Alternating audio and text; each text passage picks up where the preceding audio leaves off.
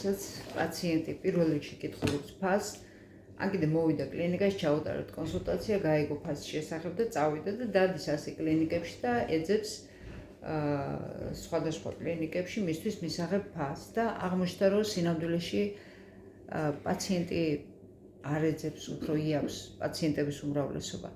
არამედ პაციენტი ეძებს იმას, ისეთ კლინიკას, სადაც მას მოусმენენ, სადაც აგრძნობინებენ, რომ ის არის ნამდვილად სასურველი ადამიანი ამ კლინიკისთვის და სადაც რეალურად შეუძლიათ მისი დახმარება. როგორ ვაჩვენოთ ეს პაციენტს? როგორ უნდა დაინახოს ეს პაციენტმა, თუნდაც ტელეფონზე საუბრისას, როდესაც მისი პირველი შეკითხვა არის, რა ღირს თქვენთან კბილების დაბჟენა. სხვადასხვა სიტუაცია არსებობს, თუმცა ძალიან ბევრ შემთხვევაში, ჩემი პირადი გამოცდილებიდან პაციენტები, რომლებიც რეკავენ, ან ჩაუტარებიათ კონსულტაცია ჩვენთან და აქცენტი ქონიათ ფასზე პირველ რიგში, ერთი შეხედვით. კონსულტაციის გავლის შემდეგ მათ მიუღიათ გადაწყვეტილება და აღარ უძებნიათ დაბალი ფასი. რაშია საქმე, რა ფაქტორები წყვეტს პაციენტის დობის მოპოვებას, რა ფაქტორებია ის, რაც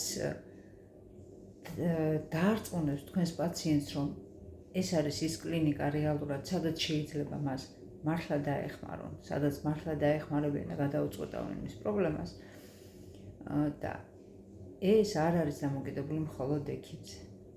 არამედ ეს დამოკიდებულია ძალიან ბევრ ფაქტორზე და სწორედ ამიტომ